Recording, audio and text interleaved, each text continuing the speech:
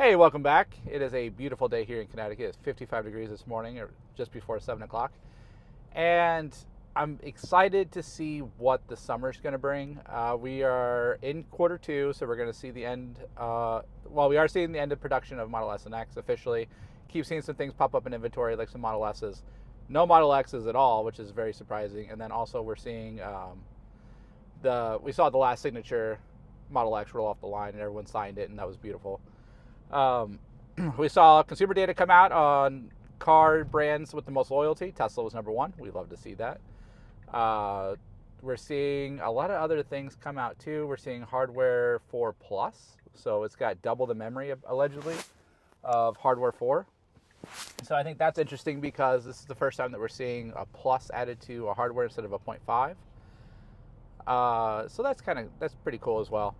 Not a lot of new incentives. We just saw the Tesla Cybertruck incentive end last night for leasing. So if you didn't put your order in, you're kind of out of luck on that one. Still seeing deliveries pushed out for the all-wheel drive base model Cybertruck until 2027.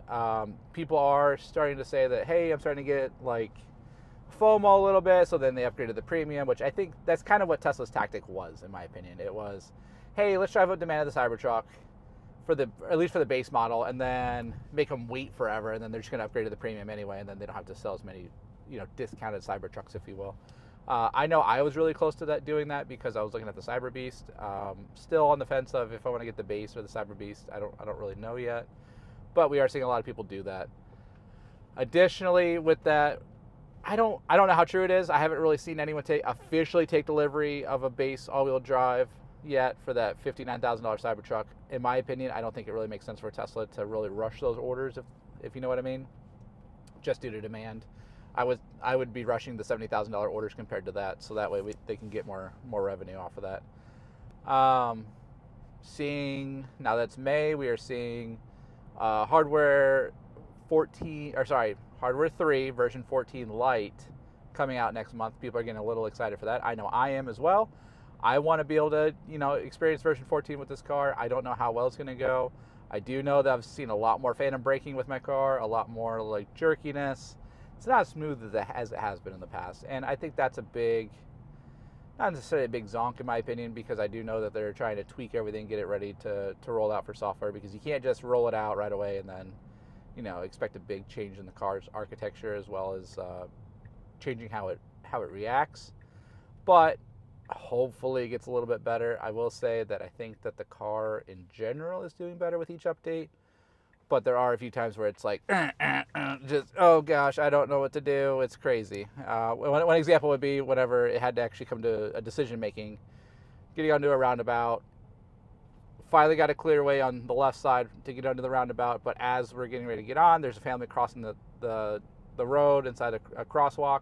And the car was just like, bah, bah, bah, bah, bah. It was like, you could tell it was thinking like, oh God, what do I do? What do I do? Loud noises, all this other fun stuff. So it was interesting and funny for me to watch that happen, because at first I was like, what are we even doing? And then I saw the family crossing the street, which was good, that it did recognize that there were people there and went out of its way not to hit them. So that was nice. Not a lot of crash data necessarily. We did see Masha, I believe their name was, where they took delivery of the new Model 3, which I thought was exciting because I've never had anyone use my referral link to buy a Model 3 before, so I'm excited for them. Congratulations! Enjoy that 1 year of 1 year of free supercharging if you live in the United States, and that 3 months of full self-driving, or whatever the benefit is, depending on what region you're in. I'm assuming the United States, but I'm not 100% sure. What else we got going on? Lots of SpaceX launches lately, which was kind of interesting. I know that it was like last year's data, it was like 1 every 3 days was basically their average. It was significantly more than Blue Origin or even like NASA or anything like that. So that was pretty cool. I am curious to see when they're going to start trying to populate the moon and like make that pivot from Mars to the moon before they go to the Mars, because that's a good starting point in my opinion. So I'm pretty excited for that.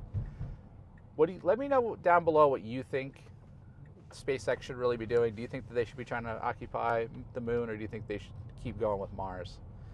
And yeah, that's about what I have for today.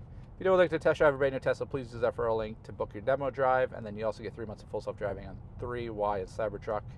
And if you have any questions, please reach out to me on Instagram, and I will see you in the next one.